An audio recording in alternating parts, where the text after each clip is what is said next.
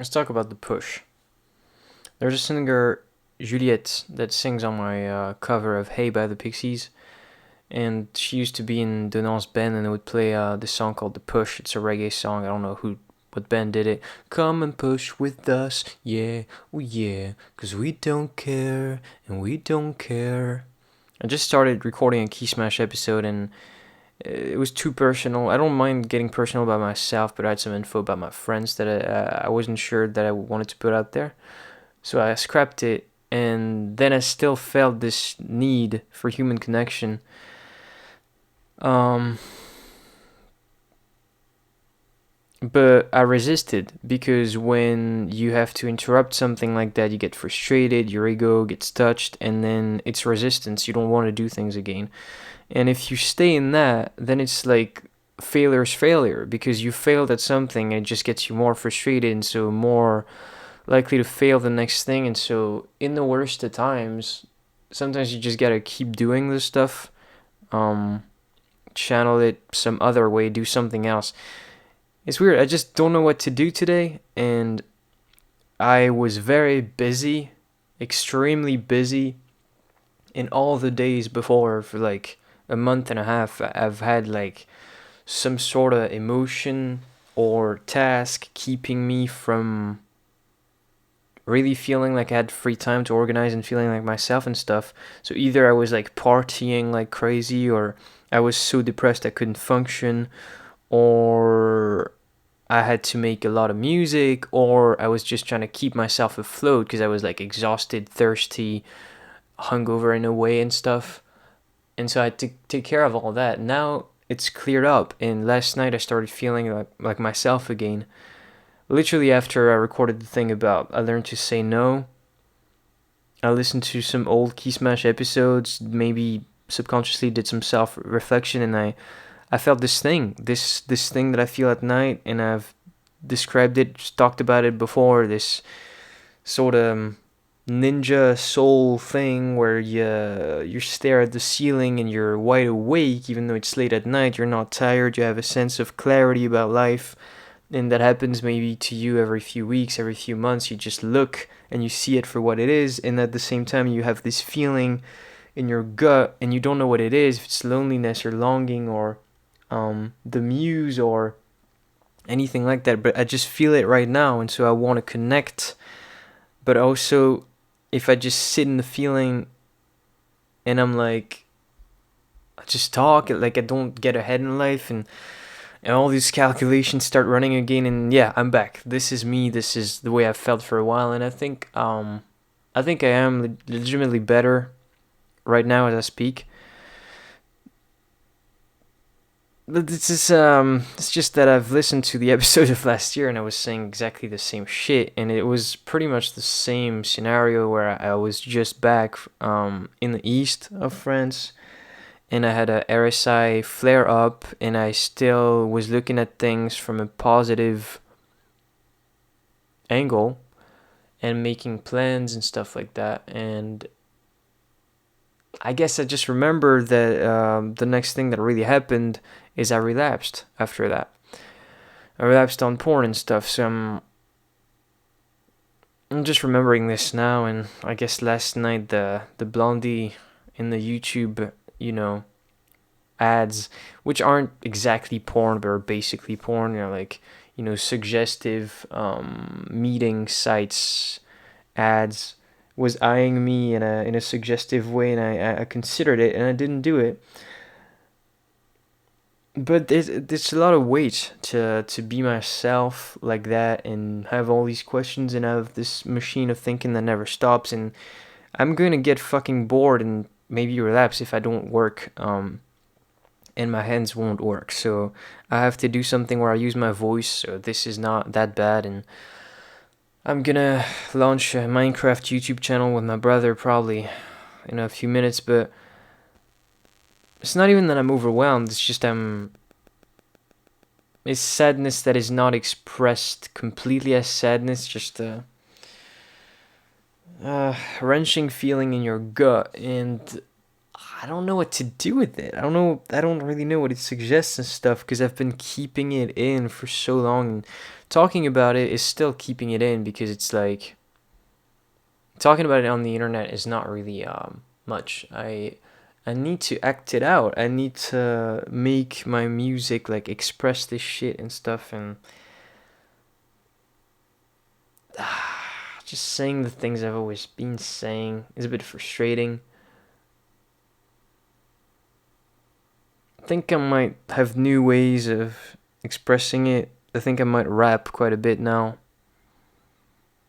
But I gotta go for it and go at it and, watching a Orla Gartland video. Oh, how old is she in this? Oh, she's same age as my ex. Oh, I guess I'm just gonna just look her up and don't even, not even paying attention to how poisonous this whole thing of the computer is and it's everybody's work tool and all that and some, you know, make a unedited video of an album reaction, it gets blocked, and it's the little frustrations adding up, and the dysfunction making me not super able to deal with all that, and I can't just quit it because it's one of the best long-term ways that I could sustain myself probably, and if I go to America to get my wrist fixed, it's one of the things that I'll be able to do during the trip to just make reaction videos and stuff. And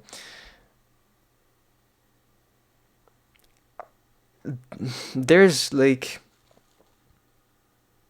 there's a hidden thing, right? There's something that doesn't quite reveal itself to me there. It's like I know I'm overwhelmed by those things. I know I'm annoyed and sad and neurotic and all that, but I don't in this moment I don't know why. I can't pinpoint one of these things. It's just the weight of everything is coming again and I feel like myself again, which is good in certain ways and bad in others.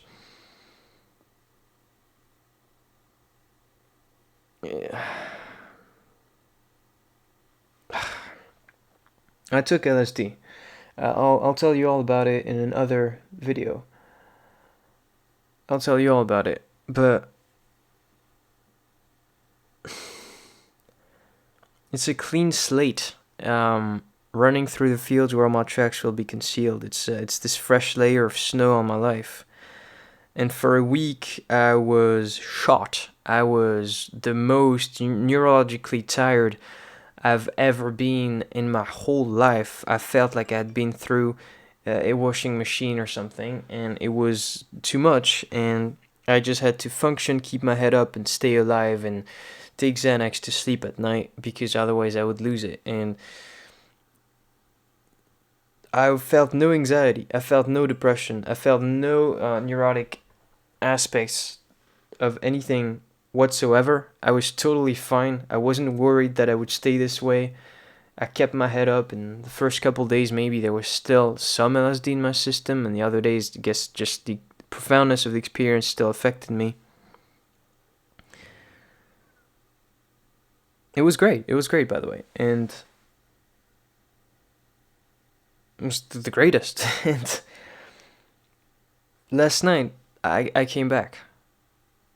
I came back, and I think I came back better than I was before, but I came back as Tanguy Blanchard, and it's this guy, and it's the guy you hear in all the videos on this channel that I've listened to last night a little bit, and it's a bit it's some downer shit, Even Radiohead Pizza Tubes, which is one of the more motivated ones in a way, it's like, damn, we're all gonna fucking die, let's enjoy ourselves. It's still like, oh, we're gonna all fucking die, and it's a lot of what I say and stuff, and that's actually me. I guess that's how I think, and it gets too much sometimes, and I think this week of not feeling the depression, of not feeling the spleen, the blues, or even the muse much. I didn't write that much, but I just of just feeling like a normal fucking person makes me feel like my baseline state of thought is hell. just a little bit of like a little bit of overwhelmment, I guess, of being overwhelmed, a little bit of sadness, a little bit of just the gut thing. I don't know how to say it. It's neurons in my gut, so it's not expressed in thought. We do have a brain down there, and I feel it doing its thing, and it's not wrecking me, but it's not pleasant. And now, like, there's this contrast, right? Because that was annihilated for a week, and now I see myself for who I really am. I see my ways of thinking. I see the tension in my body. I see the pain in my body, the pain in my mind, the insecurities I have, how easily I get annoyed and distracted, and I tense up and I snap. You know, I have this passive aggressive shit about me when I'm frustrated, with the people that are around me, and it's not a good thing. It's annoying, and it's, that's all fine. I'm 21, and for better or for worse, I feel like I'm just barely at the beginning of my journey of working on myself. So it's okay that it doesn't all happen like that, and it's okay that taking LSD once doesn't fix my depression forever. That was to be expected, and it's not that I feel depression now. It's I feel the blues, and I know what can come of that, and I'm struggling because I feel like I'm at a crossroads where I can do something good with it. I feel like I'm at a crossroads where I can channel it and make a great rap album or something, and have like Gulven produce it and make great art and turn that shit into something good. Like I've been told basically that I was already doing during the LSD trip. Again, I'll tell you all about it. But I could also, it could also, the wave could go over my fence and I could just go back down. And I know that. And I could ruin my life now. I could still have a terrible life for, you know, with all the things I know and all the things I've said, and no matter how amazing my friends can be, it's always going to be this possibility there. And I don't know, my mom could die tomorrow,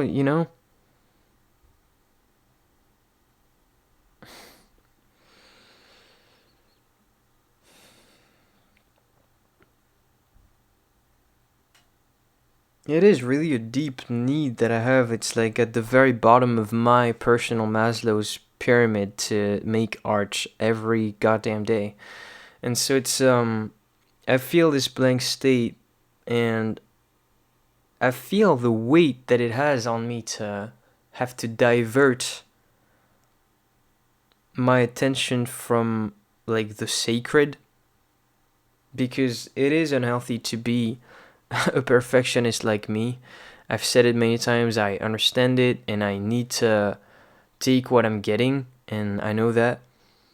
But it's still like I want to make music in some form at least, I'll take anything, but I need to make the music.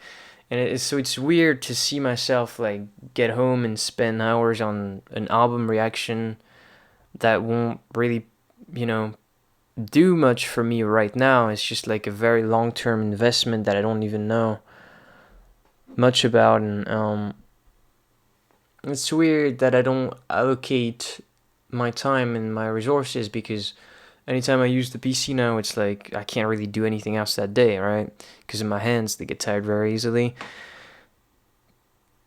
Why am I not making music instead? I think there's a real like uncomfortable thing about it where I'm still scared of sinking into who I am. And sometimes it fades, and with LSD that faded, but now I am coming back, and I am more insecure than the guy from last week, I suppose. It's not that it's confusing, it's just nah, I pick apart the different emotions, and it's just a fucking lot.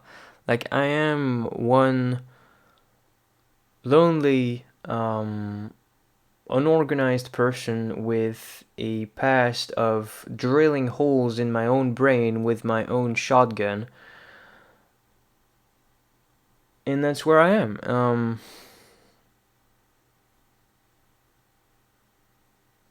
And look, that doesn't have to be that sad, and it doesn't have to be devastating, and you can accept that and work on it, which is what I'm doing, and I'm continuing to do, and I'm trying to do at least. But I think I had that thought last night. Oh wow, I feel it again. I feel like me, and it's not pleasant. So what does this mean? Like I'm a sad person, right? And it's so funny how long it takes for you to even ask these kind of questions. Like, how many years of depression does it take until you're like, oh, wait, am I sad? Because, if you're sad all the time,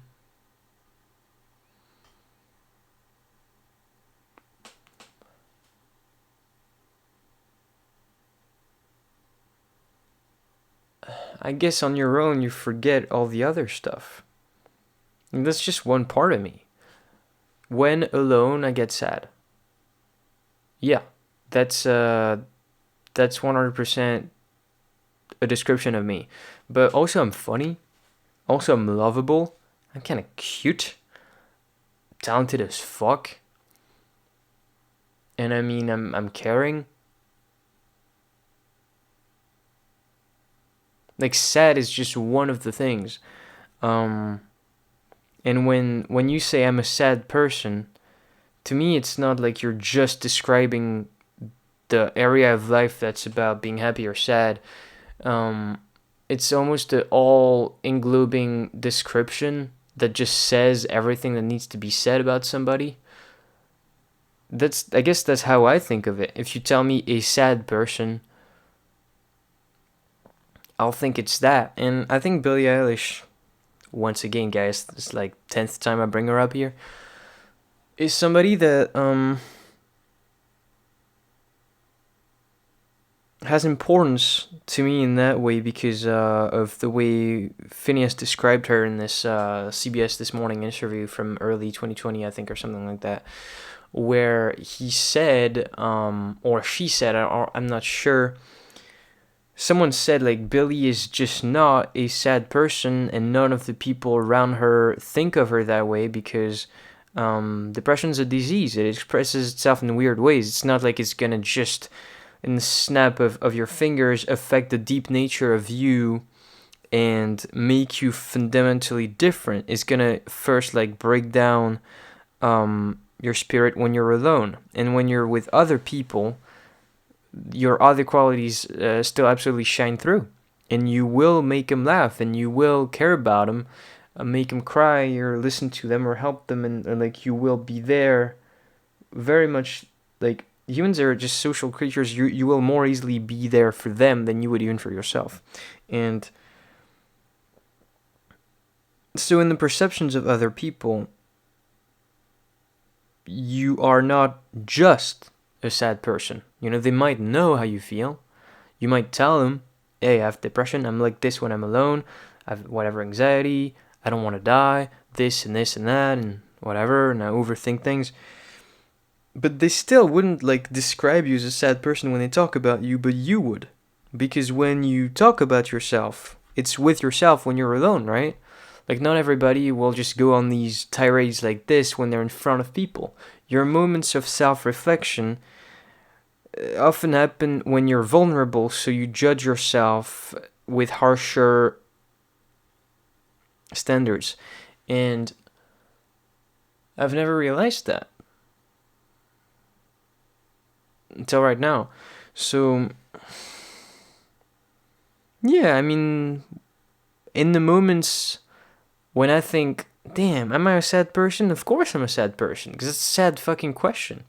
It's not the point. But in the moments when I'm at the beach, tripping on LSD, looking at the sky and the clouds and my friends and all that shit, it's a different story. And it's not just about the drug, If I'm in the same spot without the drug, it's a whole different story.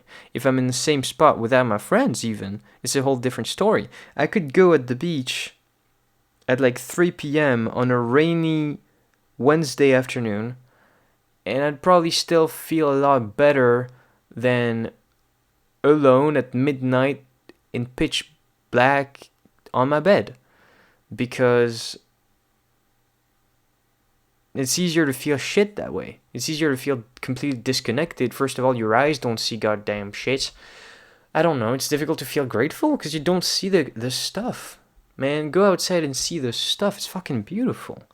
Like, how lucky are we all? And again, these words come out faded and unmotivated and stuff, but that's what I actually fucking think. And I'm tired, honestly.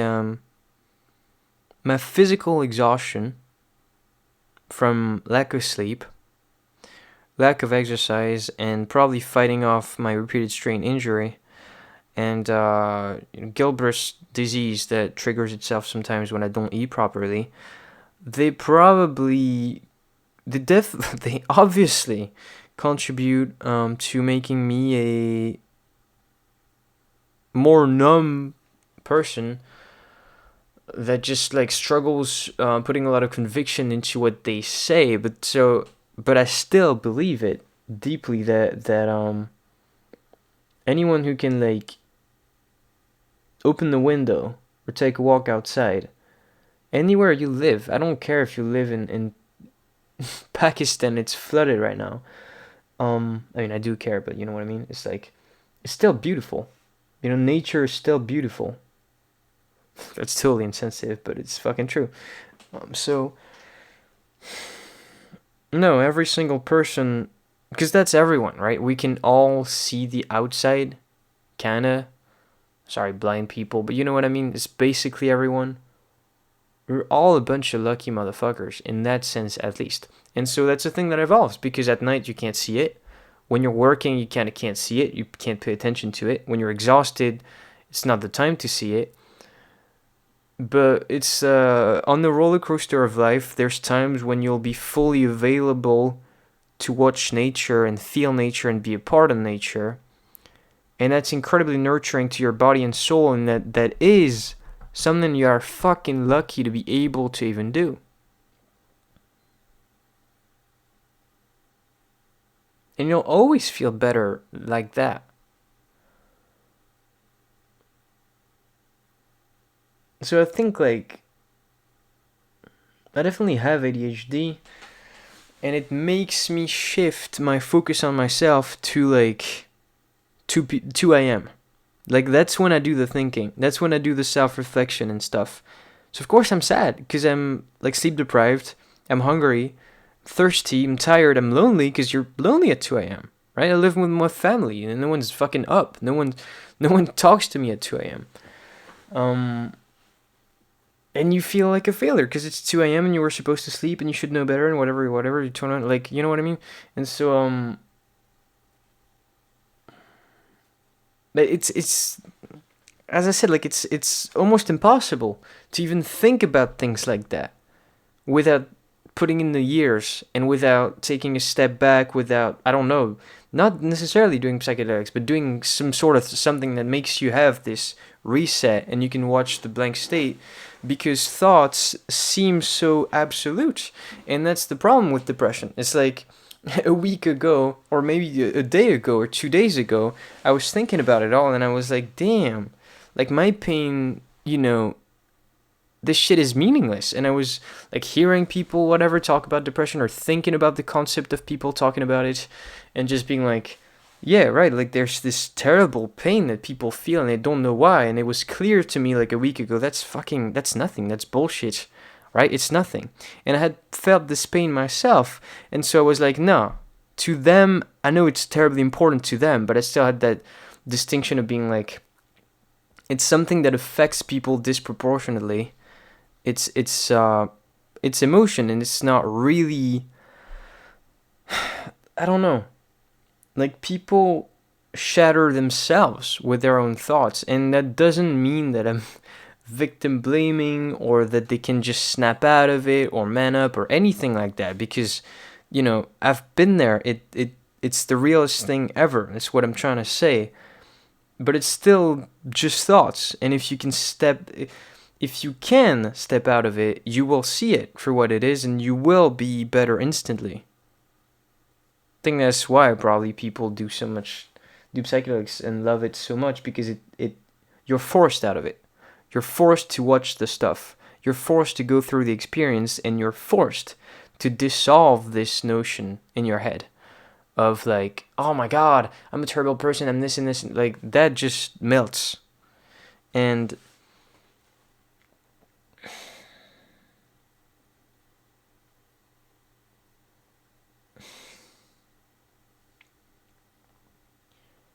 let me think.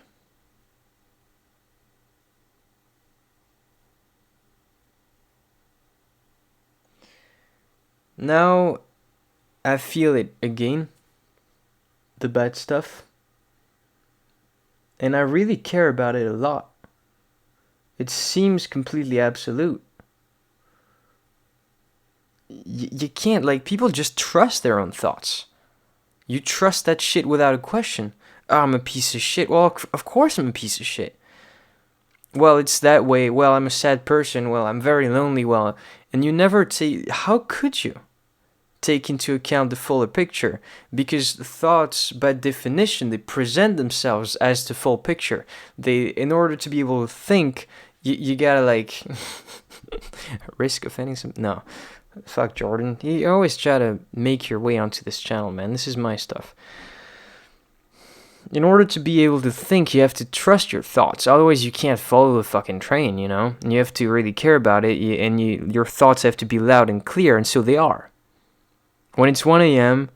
and you think you're lonely because you think you're lonely. But you probably think you're lonely because you're hungry. I mean, you think you're lonely because you're lonely?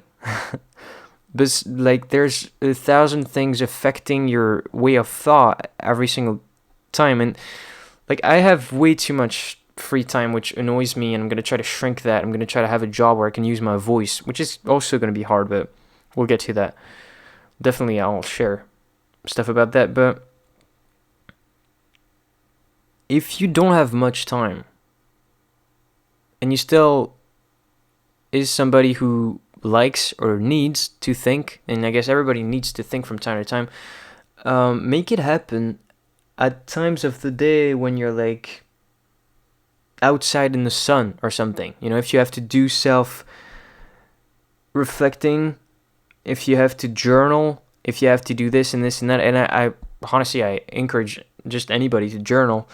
Don't journal at night, and don't, like, journal maybe straight away in the morning. Like, just, I don't know, get up, eat something, and then journal. Do something like that. Like, I think if you think 1 hour a day, you should think during, like, the happiest hour of the day. Which is kind of weird, because, like, maybe during the happiest hour of the day, you should, like, be doing stuff. But definitely don't pick, like, the lower half of the day or the worst hour. You definitely don't want to be thinking when it's, like, the worst hour of the day. And that's what a lot of people must do. And that's what I definitely do all the time. And it's very natural. It's like, because during the worst hour, I don't know, maybe it's late and you start to feel like shit, and so that's the reason you start to think. And that's what happened last night, which was interesting, is I started having all these thoughts and these questions, and I was like, what do I do about it? Do I key smash? And I ended up journaling instead, because I was like, I can tell that I'm kind of sad, and I don't want to just like, if it's gonna be sad too, I don't want to just put this mess out on the internet. I want Key Smash to evolve and grow and kind of have this departure from how it was a year ago, where I can still do unstructured things, but I want it to be somewhat positive. And that was a very good choice, because then I could journal and be very personal about it and have a lot of clarity and do it for a long time and be in my bed and stuff. But that was a good doubt that I had there. I was like, should I even... I didn't know if I should even journal. I was like, damn man, I felt this thing 1,000 times. Like, maybe I should just get to bed and deal with this tomorrow.